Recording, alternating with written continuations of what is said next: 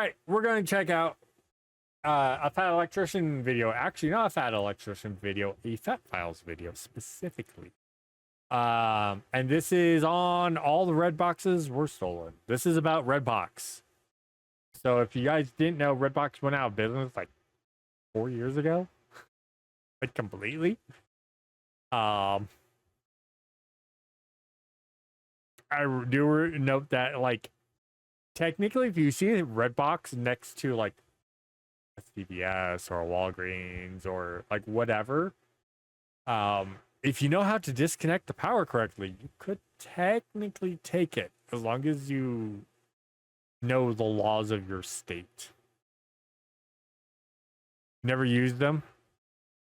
Yeah, they were at gas stations, stuff like that. They were like kind of everywhere. They're a great DVD rental. It's like $1 for it, and then you could just. And they also started doing games at one point in time, so you could do games. And they were still. It was $1 to rent out the game, and then for every day you kept after the first, they charged you an extra $1.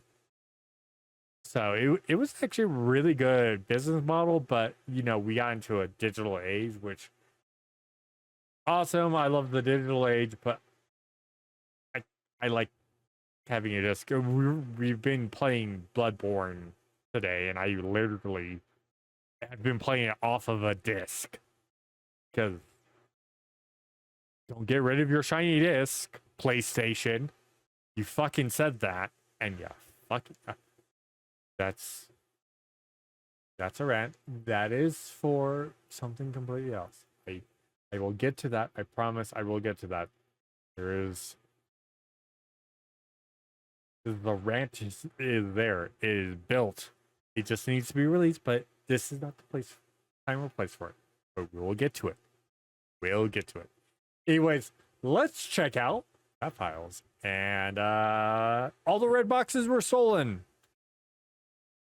Maybe. There we go. I've been putting off making this video for over a year in hopes that I could acquire a red box of my own, but apparently that's not going to happen because my local Walgreens didn't feel comfortable letting me just take a red box, so I guess we'll just do it. We'll do it live! The fact that he used that one. We'll do it live. Fuck it. All right. Let's go. Today we're talking about Redbox. All right, we all know what Redbox was like 10 years ago. Oh, I do have to state that like little snippet there, like was from a news broadcast, and they're like, "Well, blah blah, we don't have." He's like, "Fuck, we'll do it live. Fuck it," and that was live on air when he said that. What? They had those red vending machines outside of every grocery store, every Walmart in America, where you'd give it $1 and it would give you a new movie, and then you brought it back 24 hours later, and that was it. It was basically one of the two horsemen for Blockbuster. It was this and streaming that killed movie rental places. And then what?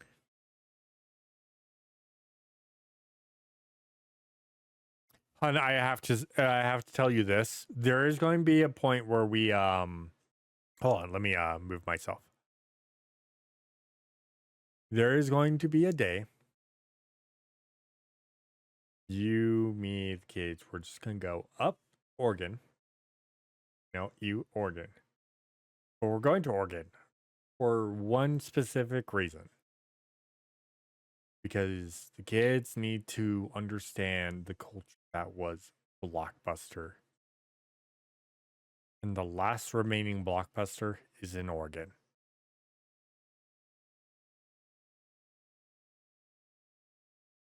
And Blockbuster was my childhood. And Hollywood Videos, but yeah, there's one. The last one. Literally, hold on, let's pull that up. The last Blockbuster is in Bend, Oregon. And that is actually kind of like their thing. Is they are the last Blockbuster, and that's their entire thing. So they actually have movies you can rent if you do have a membership still. They honor that membership even though it, you know, and everything. They still get new releases of movies to rent out. They have merchandise for Blockbuster. like is the last remaining blockbuster.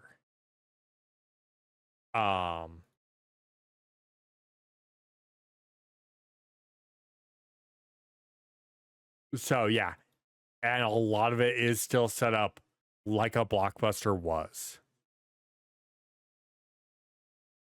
Except for they have like a little bit of an apparel rack for the blockbuster merchandise. This is the last one in existence.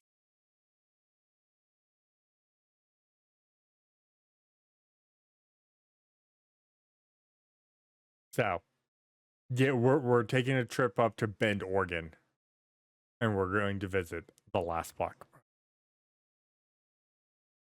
One day They I do. blinked and they were just gone, which I didn't really care because I didn't own a DVD player anymore at this point. Probably much like everybody else, I just assumed that DVDs were on their way out. Nobody's really buying DVDs anymore because everybody's streaming on Netflix and Amazon and Hulu and all the other streaming services. So they just went out of. I will state this. I love streaming services. Hell, I'm streaming right now. So I'm on a streaming service. So I do love streaming services. I've always enjoyed them. I loved Netflix when it came out and stuff like that. But my issue is how it could be abused. Netflix was really good, and then they started losing licenses, blah blah blah, this and that. And they started abusing the system of like, oh well, we only keep things up for so long, and then you know, kind of take things down, move things around, and do this and do that.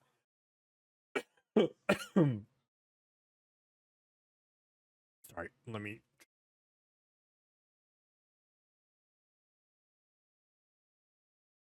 And again, cool, I'm down with that and everything like that. But it started becoming an issue with everyone having its own like streaming services and everything like that, this and that, whatever.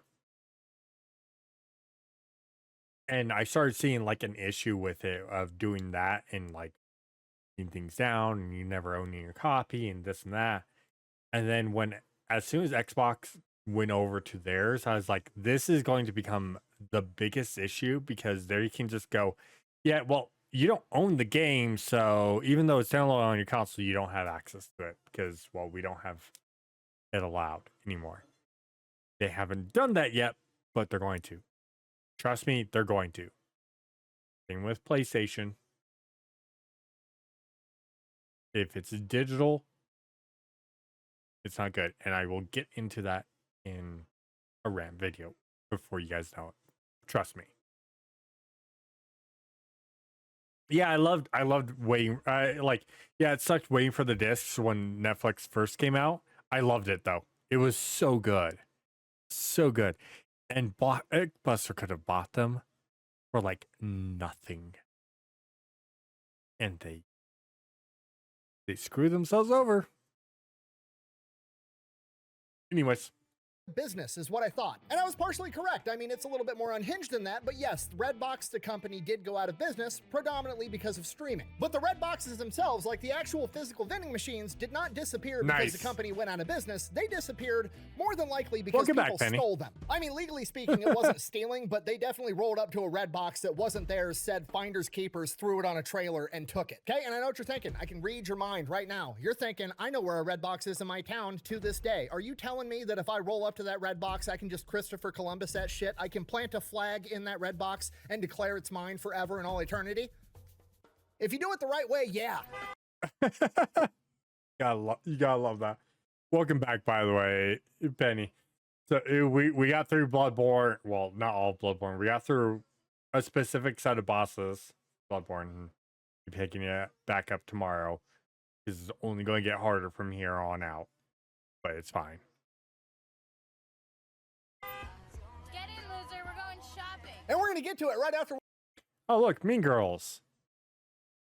I'm going to shut up now, but we know some Mean Girls. Word from our sponsor. Delete me. No. Bring me the Latina. Delete me. No.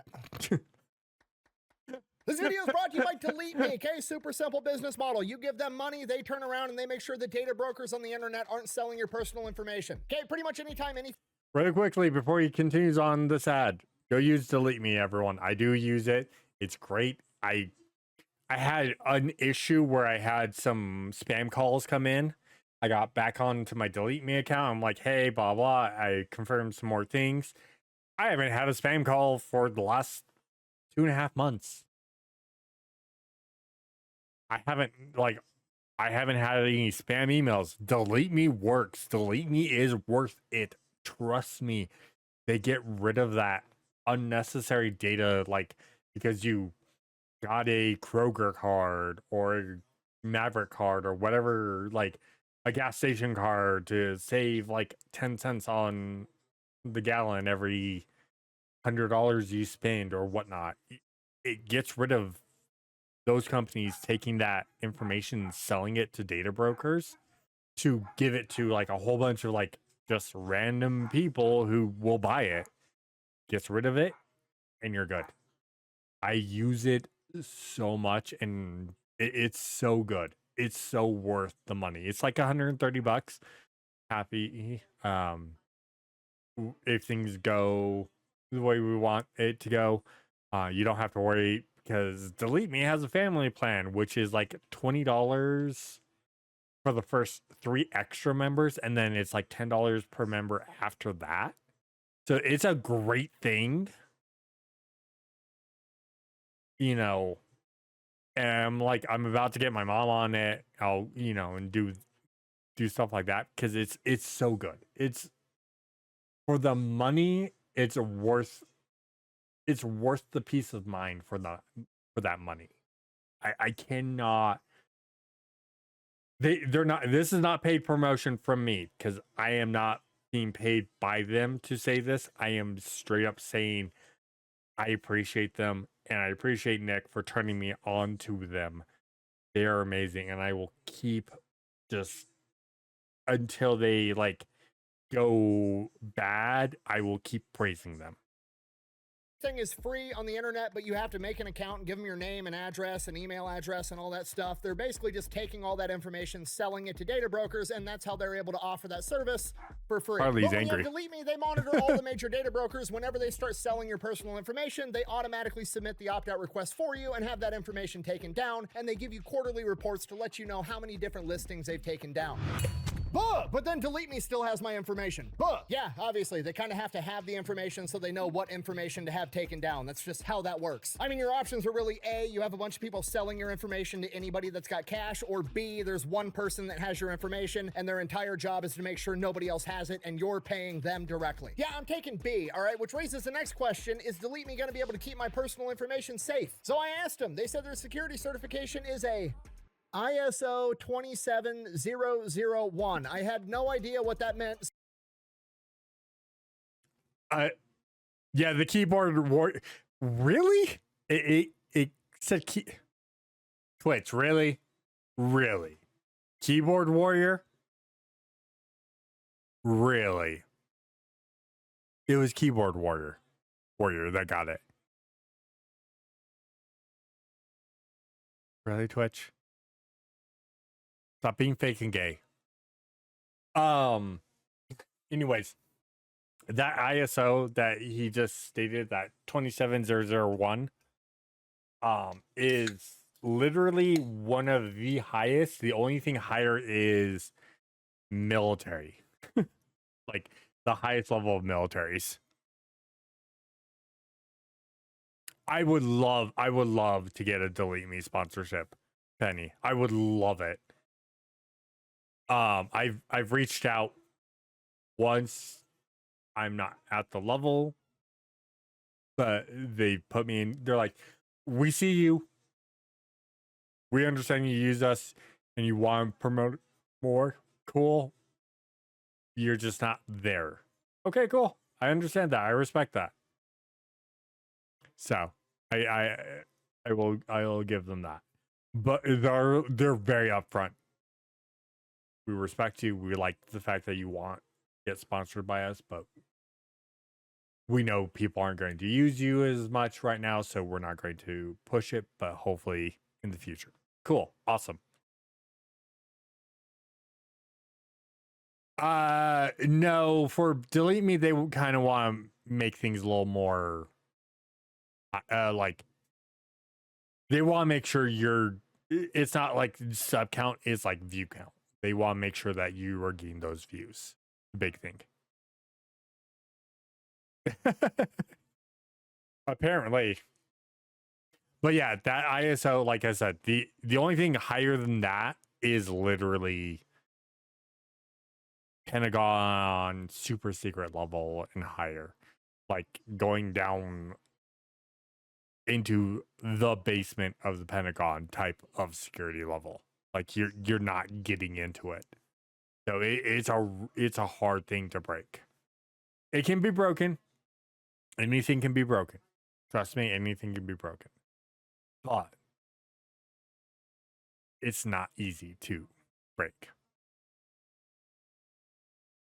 So I Googled it. Apparently, they have like the highest level of security certification that you can get. So yeah, I've been using Delete Me for years. I was using them before they were paying me to talk about them. I'll probably be using them after they quit paying me to talk about them. If you want to give it a try, I'll have a link and a discount code down below. Let's get And back I to the agree video. to that, All because right, I will settle keep down, using class. them. Welcome to how to strategically transfer a Redbox into your garage legally.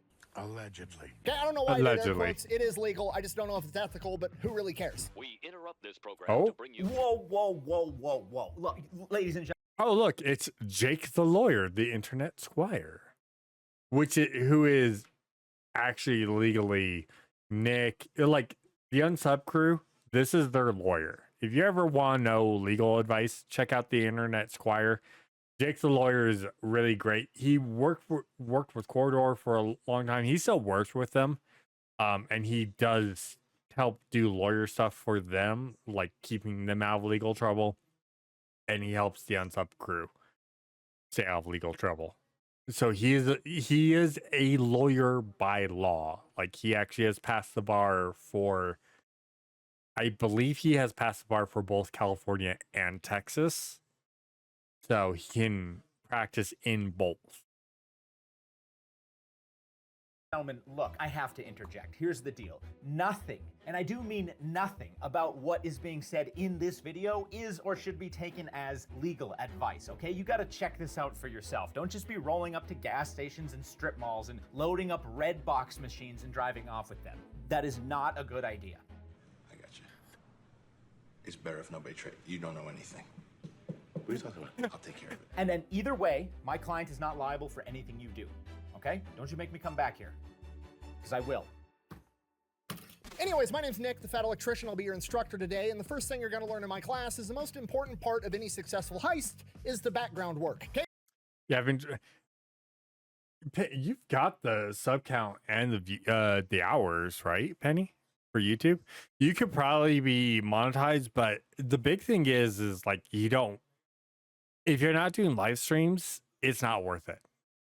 Like on YouTube.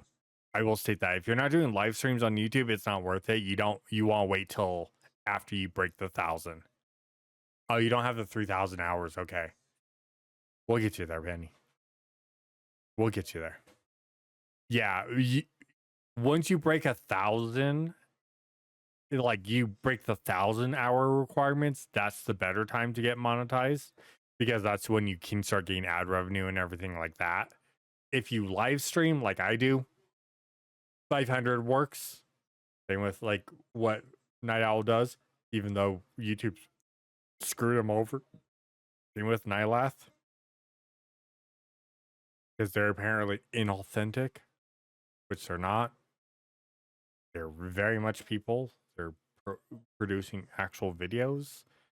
It's weird. Like, and it's weird because I'm waiting for it, because I do React content, and that's who they were striking the most, was React content people. I don't know. Really? Nice. You got to plan things out. You got to know everything. If you want to acquire a Redbox, you have to know everything about that Redbox. You have to know where it came from so that you can know where it's going, which ideally Yeah, is gonna those be in your two garage, so you can get should drunk be with all able your to buddies and show it off. remonetize soon-ish. TM, hi. That being said, our story begins in the 1980s with this man, a guy by the name of Rich Lowe, and he is the president of a company Nice. called Video Droid. It's basically the same exact concept as Redbox. It was a movie rental machine, but instead of DVDs, it had VHS tapes because that's what they had in the 1980s.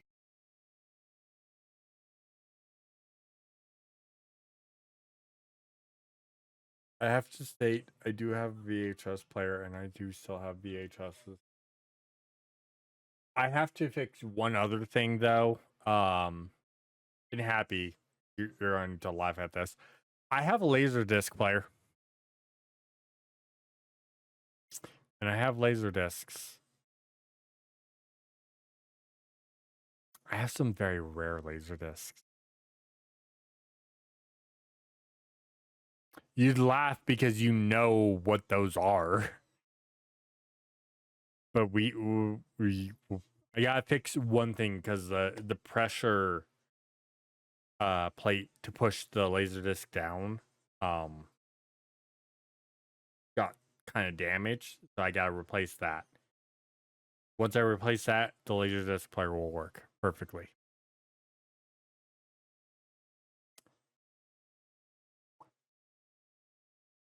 I have a Laserdisc player.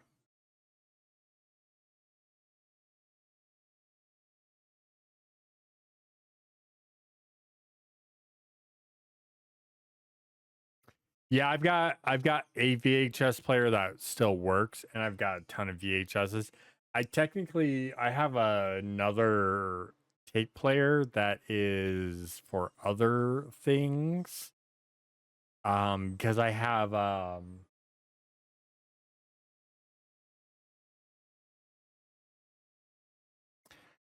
what like news stations and TV stations would use for like tapes for like ads, what we call ads nowadays, or commercials. And I have like commercials for like, I don't know, Godzilla 98 and Star Wars The Phantom Menace, like things you can't actually buy.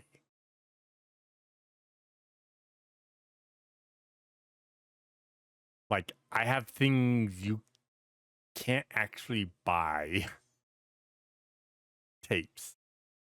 So they're really really hard to come across. So anyways, in the back to this. 1990s. But the world just wasn't ready for this yet, probably because credit cards and debit cards weren't readily accessible to pretty much everybody like they are in modern times. So whenever somebody would, put money in the machine, there was no way of charging their credit card if they just kept the movie. So the business model probably didn't work. So that never really takes off. Okay, fast forward, by 1998, he's working for a different movie rental company where this company would actually just mail you DVDs and then you would mail them back and you just paid them a monthly subscription. And this company was called Netflix. Yes, kids, back in the day, Netflix used to actually mail you DVDs. It wasn't always a streaming service. I'm old, I know. Fast forward to 2003, Mitch takes a job working as the VP of operations for a company called McDonald's. And in 2002, a year prior to him getting there, McDonald's launched this crazy new pilot program called TikTok Easy Shops, which is spelled the exact same way as the app is today, which is weird, but whatever. Anyways, TikTok Easy Shops was basically a giant vending machine that they were going to have either in or outside the McDonald's that had a bunch of groceries inside.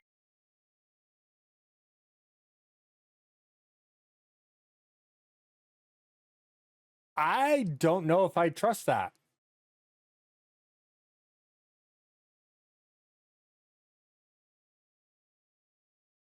Like a vending machine, like grocery store. I don't know if I trust that.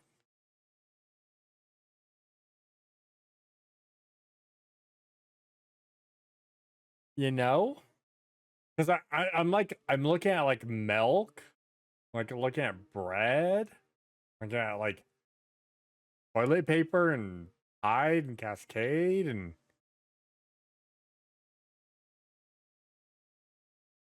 yeah, well, they're like really big in other areas like Japan. Japan and Ireland, you could they have vending machines for like milk and eggs. You can just walk up and put money in. Damn, you got a half dozen eggs right there. Your oldest with his son with Red Bull. Yeah. Like the non-perishables, a little more trustworthy. The perishables, like the milk, eh, not so sure. Of it, like all the groceries that you would have on like a small errands list, like bread, eggs, milk, diapers, laundry detergent, dish soap, just all the random odds and ends that you would have to go to the grocery store for. They were going to have it in the vending machine at McDonald's for you. With obviously the idea being, okay, we're competing with Burger King and Wendy's. How do we set ourselves apart? We all sell hamburgers. We all sell chicken nuggets. Like, how are we going to differentiate ourselves? Oh, I know. We'll be the only fast food place that also sells groceries. That way, when some mom is like, I got to go pick up dinner for the kids and I also need to stop by the grocery store to get milk, eggs, and bread. Oh my God, there's only one fast food place with a McPlay place where I can also conveniently pick up milk, eggs, and bread. I guess we're going to McDonald's, and they get that business by default. Okay, at a glance, genius idea if you don't think about it. It's kind of like communism. It's a really good idea on paper if Oh no, Nick's gonna go on a rant about communism. I mean, probably not wrong because it's communism, but all right, Nick, let's hear it. you're willing to ignore all of human psychology. Okay, if you're not picking up what I'm putting down, nobody on the development team for this project put themselves in the shoes of the customer because, first off, who the fuck is buying milk and eggs out of a vending machine? That just sounds sketchy. That's right up there with like gas station sushi. Nobody's taking that dice roll willingly. But So I'll state this again: in like Ireland and Japan, yeah, milk and eggs you can buy out of a vending machine. You're fine. Here in the USA, I would not be rolling that die. I would not. Sorry, that's just you're asking for issues. Yeah, it only works in a homogenous society with high trust, yeah. And no greed. Like no one can have greed, which is one of the most basic human sins. We're all fucking greedy. Come on. I'm a streamer.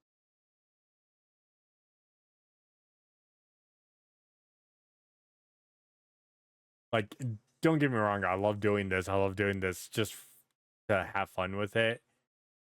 The subathon is like, hey, if we get extra money, cool, awesome. I'm cool with that. But there's like that little portion that's like, yeah, but you get so much money from this. I'm not asking you guys for your. I'm not asking people for money. Never do that. I hate asking people, but I can see where people are like, oh yeah, he's a really greedy person. Yeah, you can say that because it's technically not wrong. Yeah. that's not even the biggest problem. The biggest problem is that it breaks McDonald's entire business model. McDonald's business model is to unironically and literally have a clown look you in the eye and be like, bro, I know you're fat and lazy. You know you're fat and lazy. You don't want to make food at home. You got to go to the grocery store. You got to pick up groceries. Then you got to come back home. You got to cook it. You're spending money to run your oven. Then after you eat, then you got to do dishes. Then you got to put the dishes away. That's a lot of work. Why don't you just come pick up the food from me, eat the food, throw away the paper bag, and then everything's done. Okay, that's it. That's the whole business model. Be outrageously convenient in a moment of weakness. And you want to know what nobody wants to see in their moment of weakness while they're committing the act of going to McDonald's? A fucking grocery store to be reminded what a lazy piece of shit they are. Okay, you roll up to McDonald's, you've already made the decision that you're gonna be fat and lazy today. You're thinking about Big Macs and those delicious French fries, and then you have to walk past the milk and bread. I do have to say McDonald's has some really good fries. McDonald's has some of the I still think Burger King has better fries, but McDonald's has some really good fries. And I'm not gonna lie, they have some really good fries. I'm not gonna lie about that. But I won't eat, like, I'll eat breakfast from McDonald's, but that's about it. Otherwise, anything else from McDonald's makes me sick. And then Burger King, I'll eat some of their stuff, but I have to eat it very rarely because I'll get sick from it. I do enjoy a Burger King meal every once in a while. Everyone. Kind of like guilty pleasure. I feel good. I feel like shit, but it's nice. It feels good. Same with Wendy's. Like, oh, this is good. Bad for me, but it's good. Oh, yeah. Oh, yeah. Yeah, they did. 100%. red aisle of a grocery store to place your order, and you're like, maybe I should have just went to the grocery store and made food at home like a responsible adult. I know what I have to do, but I don't know if I have the strength to do it. You're literally saying the quiet part out loud. I will state that's probably one of the best lines. Adam Driver is probably the only good actor. I should probably had the best lines out of everyone out of the sequels for the Star Wars movies. And he didn't have like great lines. He just acted the best out of everyone and made them stick. And that line is still like it's kind of iconic with the movies being as bad as they are. Is I know what I have to do, but I don't think I have the strength to do it. And like both times he's said that, it came off perfect. Everyone else, I'm like, kind of almost throwaway. Out to everybody's face. What a horrible business model. This would be like if a strip club put a sign on the front door that was like a picture of a happy family at Christmas time, a mom, a dad, and the kids all getting ready to open presents that read, "Remember you have a wife and kids at home." Okay, would that be a good thing? But I've never been to a strip club while I've been in a relationship. I've actually only been to a strip club once. I was at a bachelor's party. I was still single. I mean, for society, probably, yeah, but I mean, for business, no. So obviously this flopped right out of the gate, and now McDonald's has a bunch of vending machines and they don't know what to put inside of them, and they're about to lose a bunch of money, but Mitch steps in with an idea. Let's put DVDs in them bitches. And this is actually a brilliant idea because we've now just gone from basically shaming parents for being bad parents and not cooking food for their kids at home because they don't love them as much to, hey, if you come to McDonald's, you can also pick your kids up that new Disney movie for $1 and then bring it back tomorrow. No harm, no foul. You get dinner, take the kids home, have a movie, do bedtime. Whole great family day. On top of that, this ensures they have to come back to a McDonald's because they have to return the movie. And when you go to return the movie, who knows? Maybe they'll buy some more McDonald's. Maybe they'll rent another movie. Maybe this is how we trap people into the eating McDonald's and watching movies every night cycle that they never escape from. It's absolutely genius. Obviously, this idea takes off right out of the gate, outrageous success, and McDonald's is like, okay, we're sitting on top of a gold mine. We know how to sell cheeseburgers. We don't really know what we're doing in the movie rental industry. We need to partner with somebody that does. So to do that, they approach both Blockbuster and Netflix and offer to sell part of the company or the company as a whole to either of these companies because they'll be able to blow it up and take it to the next level. No. Okie dokie. No. Gotcha, thanks. Both of them decline. Now, Netflix, justifiable. They really didn't need it. No need to waste time on that. They're moving towards streaming anyways. Blockbuster, on the other hand, it's like internet fame, it's internet lore that Blockbuster had the opportunity to buy Netflix and then Netflix wound up. Yeah. Blockbuster had the opportunity to buy Netflix for like $50 million. Sounds good, Penny. Yeah, like $50 million back in like 2006, 2007. Like pennies on the dollar. And they didn't. And now Netflix is Netflix. Putting them out of business. Apparently, they also had the opportunity to buy Redbox and turn that down as well. Just generational fumble after generational fumble. So now McDonald's is like, okay, the movie rental industry isn't interested. It's a vending machine. Maybe we can go to the vending machine industry and partner with somebody over there, and that's exactly what they do. In 2005, they sell 47% of the company for $32 million to Coinstar. Coinstar, you know, like the Tweaker Bank of America, the change machine at the grocery store that all the tweakers dump all the coins into that they just stole out of every unlocked car in the park.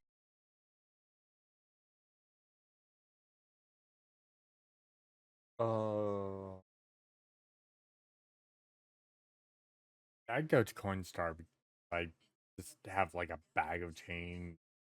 Be like, oh, it's time to turn this into cash. But he's not wrong.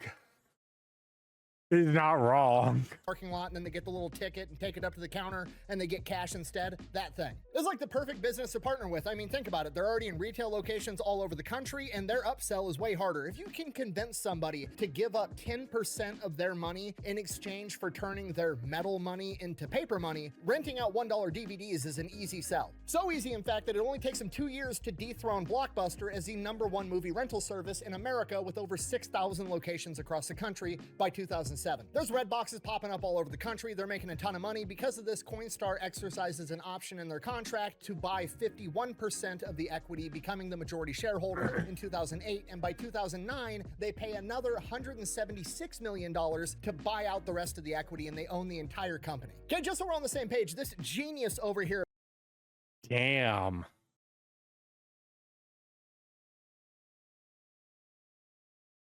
Yeah, if DVDs had stayed, if we didn't go to streaming, they'd be making a killing right now.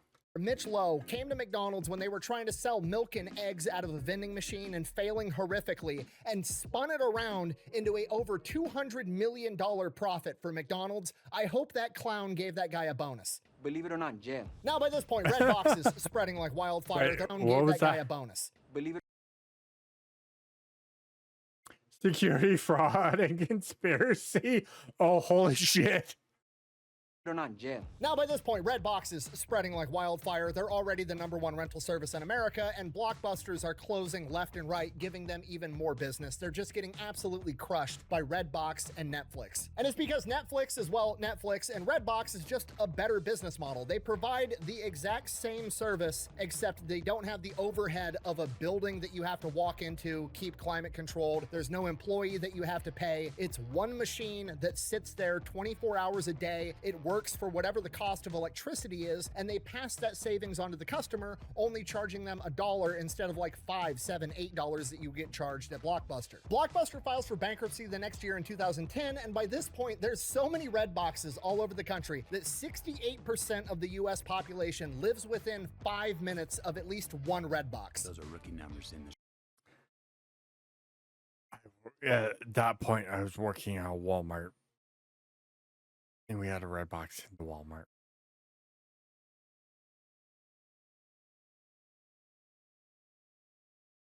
I wonder if that one's still... I should go check that Walmart. Go check. No, I highly doubt it's still there. If it's still there, and any of the people I know are still there, I might have a new Redbox.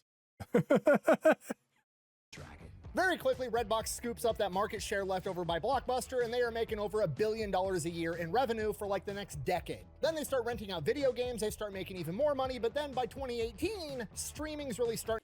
I will say that once they started doing video games, that's where I really started using it more. That's how I actually played the X-Men game. There's a couple of games I played that were through Redbox that I just grab and play and then return them. But there's an X-Men game that came out on the PS3, and I picked it up and I played it, and then I returned it the next day. I'm like, this game was kind of trash. You saw become nothing? a thing, and they're starting to not make. I do quite it as much legally. money. Redbox sees the writing on the wall. They start panicking, and they're like, "Okay, shit, Netflix is going to take over. What's Netflix doing? Okay, they're making their own movies. Okay, we got to make our own movies." So they buy a film studio and start making their own Redbox exclusive movies, and it fails horrifically. In 2019, they had one of their big headlining movies come out. They did everything right, allegedly. They got an A-list celebrity. They got John Travolta to be the lead actor in this movie, Fanatic, and this thing goes out to theaters, and it grossed only $3.1 thousand, $3,153. This movie. The Fanatic is widely considered a legendary box office bomb, grossing a meager $3,153 from 52 theaters on its opening day in the US, totaling around $15,000 to $53,000. The entire during its entire theatrical run. The psychological thriller was made on an estimated budget of oh my god, $18 million.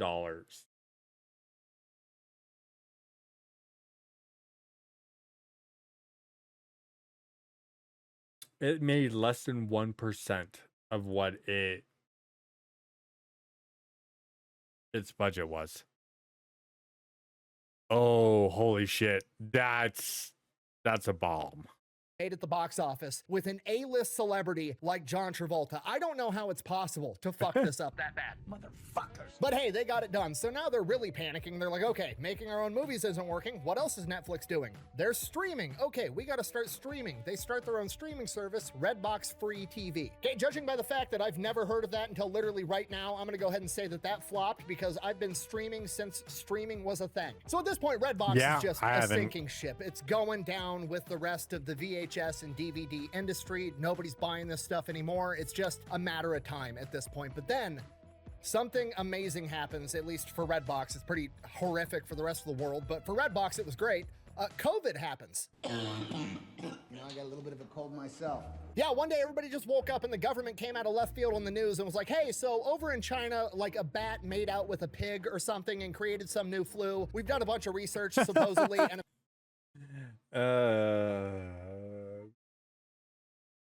I'm not going to go into that one. Because if you know, you know. apparently the flu can tell distance, and if you're within 5'11" of somebody, you're gonna get the flu, but if you're at 6 feet, the flu will just fucking stop. It's kind of like the 2-second rule when you drop food. The germs really respect the 2-second rule. Thank you for saying the quiet part out loud, Nick, because that makes no sense. You gotta keep 6 feet. Why? Because if it's the flu, if it's something that's viral, that's spread, it doesn't matter if I'm 5 inches away from someone or 50 feet away from someone.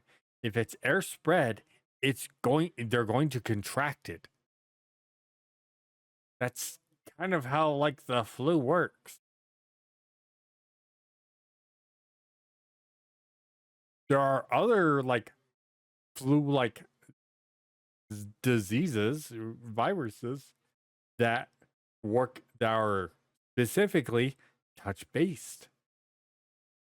Your body's sweating a lot and everything, you shake someone's hand, they contract it because it can't spread through the air, but it spreads through touch and through moisture and things like that. Hand to hand, that's your sweat touching someone else's skin, and it seeps into the pores, and that virus goes into the bloodstream. This and that. That's how that virus works. COVID is an airborne virus. It doesn't matter if I cough, even if I cover my mouth, if I cough, anyone within a vicinity of that cough could potentially contract it. I'm just saying. But I know people who had like the severe, and then I apparently had contracted it and never felt anything. So like, but there's other reasons. Conspiracy. There's reasons to that. Well, it's not conspiracy. We already know that it's not conspiracy. That it's fact that was actually. But that's not for this video. We're not going to dive into that, but yeah, yeah. Yeah, it is. It was pneumonia and long story short, it's very dangerous. We're going to shut down the entire country. I need you to all go stay in your houses for the next 2 years. And if you do have to go outside, I need you to dress up like you got cast in the movie Despicable Me. Now, granted, it varies from state to state, but generally speaking, a ton of people are stuck at home, and pretty much everything that is entertainment has been shut down. There's no amusement parks. The movie theaters are closed. There's nothing you can do other than sit at home. And what are you going to do when you sit at home? You want to watch new movies, right? And now the only place to rent a physical DVD is at a Redbox. So for the next couple of years, Redbox is raking in the cash and they're showing really impressive profit margins on the books. And by this point, they've been sold by Coinstar and bought by private equity groups. They've been tossed around a bunch of times. But the private equity firm that was panicking trying to start these movies, trying to start these streaming services, basically just got a lifeline where now they're showing that they're a highly profitable company and they could do one of two things. They could A, use all the profits to prop up this new streaming service they're trying to start and then become competitive with Netflix, or they could B, do what any private equity firm on the planet would do and hot potato that problem to somebody else, which is exactly what happens. In 2002, I bet you Redbox could have had an amazing streaming service if they actually put the money into it, and they just didn't. They didn't. Redbox gets bought for $375 million by Chicken Noodle Soup for the Soul Entertainment. You know, those books that you saw in elementary and middle school. Chicken Noodle Soup for the Teenage Soul. Chicken Noodle Soup for that. Chicken Noodle Soup. I have no fucking idea what these books are even about. I remember seeing those books. I never picked up those books. Like, were they ever anything good? Like, did they teach people anything? Like, I remember seeing them. I never grabbed any of them. Yeah, I saw them. I never picked them up, but they were everywhere. To this day, to be honest with you, I completely forgot they existed until right now. Don't tell me what they're about. I don't care. Sorry, getting sidetracked. Anyways, COVID pretty much comes to an end around the same time. People are allowed to go outside again. People quit renting movies like wildfire. And then Redbox pretty much immediately just nosedives into the ground. By 2023, they're looking at bankruptcy. By 2024, they file bankruptcy. It goes through. Redbox as a company ceases to exist. And this brings us to why the Redboxes are free. Okay, the company goes bankrupt. They're no longer in business. They have two options. Option A, they go around the country to all 34,000 Redboxes scattered. Damn, look at all those Redbox locations. There's 5,400 in Florida. 520 just in Miami, by the way.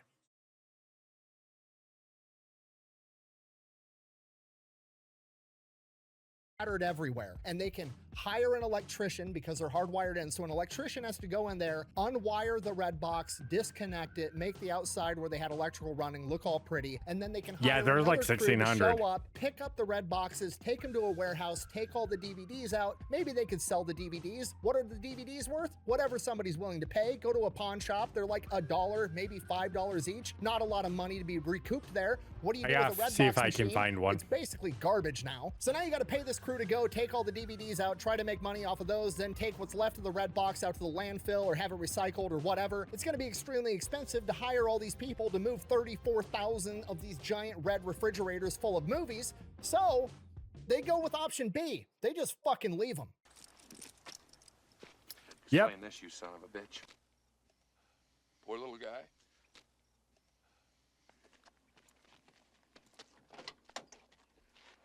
And for a period of time, the business kind of continued to operate even though it wasn't in business. Like, the machines don't know that. They're still plugged in. They still have power. And people don't know that Redbox went out of business. It's not like they put out a government service announcement. So people just continue going to Redbox that were going to a Redbox, and they'd walk up, pick their movie they wanted to rent, scan their credit card. The machine would read that the credit card went through. They would get their movie. They would leave. But because the accounts were closed, the payments never actually went through because the company doesn't exist. So these people just got the movies for free. And then some people started to figure this out, that, hey, the movies in Redboxes are free now and you don't have to return. And I wouldn't want one for all the movies inside. I'd want one just to have one. One of those things like having like that classic Coca-Cola machine that has that you'd put the actual glass bottles in and then it dispense it, and then you'd put the glass bottle and crack it open, pop off the top, and then it take the aluminum top and drop it down. Like that, it's one of those type of things. It's like, I don't care what's in it. I just care about having the thing. turn them because nothing bad can happen because technically nobody owns them and this country was founded on finders keepers. I'm keeping that shit. And to this day, you can still get on eBay and find listings for like 90 Redbox DVDs, random assortment, $50, or like 160 for $100. It's fucking crazy. People were just going around to every Redbox they could find, taking all the DVDs out of it, keeping them for free, or selling them on eBay. But then as time went on, the Redboxes started having their power shut off because obviously Redbox had to pay, you know, rent or some type of licensing fee to, you know, Walgreens and CVS and Dollar General and Walmart and all the places that had a Redbox. That retail location was making some money back from Redbox, and Redbox obviously wasn't paying them rent anymore because Redbox doesn't exist, so they would cut the power off. So now these companies are stuck with this big, ugly, turned off red refrigerator full of movies in front of their store that isn't making them money, and they kind of want it gone. And some companies and private individuals figured this out, and in a lot of states, that qualifies as abandoned property after like 90 days, and as long as the retail location's owner or manager is okay with you showing up and taking it, you can just fucking take it and it's yours. Now, the globalists don't want you to know this, but the red boxes are free. You can just take them. I'm Brandon Ferrer and I approve this message. So if you know where a Let's go, Redbox is, Brandon. I mean, check your state's laws, do your own homework, make sure you don't get in trouble, but there's a good chance you could just walk into, I don't know, Walgreens and say something along the lines of like, hey, I don't know if you know this, your Redbox outside isn't working. And when they're like, yeah, it's been shut off for a long time, they actually went out of business. You could then be like, oh, that's crazy. I'm actually a licensed electrician. And in the state of Iowa, after 90 days, that qualifies as abandoned property. I would love to disconnect that for you and get it out of your way. And I'll take it to go have it recycled and have it taken care of responsibly. I mean, strictly, hypothetically, you could do something like that, provided, you know, you were a licensed electrician. Yeah, I definitely wasn't lying earlier when I said I don't have. The only issue is I'm not a licensed electrician, so I can't disconnect. But I think I know someone who can. I just gotta get my cousin out here. If she's out here. She's a licensed electrician. She could do it. And we'll go grab two. And I'll send one back with her. She'd probably be like, I'll take one. For Redbox, there definitely is not a Redbox parked right next to the giant 1-to-1 scale replica of Little Boy in my garage right now. That's not a thing. Yeah, bet.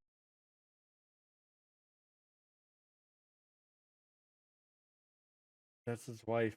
I feel like this would be a this conversation coming up, I feel like would be between Happy and I. If I just found something and just grabbed it. Like, I feel like would be the thing. Nicholas? Yes. Yeah, Ben. Nicholas? Yes. Why is there a Redbox machine in our garage? I'm going into a tunnel. I'm losing you. You know I wanted a pickleball court. It's okay. A couple nights on the couch is well worth a lifetime of garage Redbox. Don't panic. Luckily, we have a businessman who Did write the book, The Art of the Deal. And he does know the art of the deal. For real, though, I should probably go handle that more maturely. So, in conclusion, that is the history of Redbox and where they all went to. They're probably in people's garages right now, and how you could maybe acquire one of your own if you're lucky. Thank you for watching. Best way to support the channel is go buy some merch, maybe drink some Echelon. Links for both those over at thefatelectrician.com. Quack, bang, out. Well, that could have went better. Yeah, I could see that. That could be a conversation. I don't think it would have to be something that is like off the wall, out of the blue. So that was the Fat Electrician about Redbox, everyone. Remember, check your state laws. Make sure that you know what is allowed and what is not allowed, and if you see a red box, want to acquire the red box.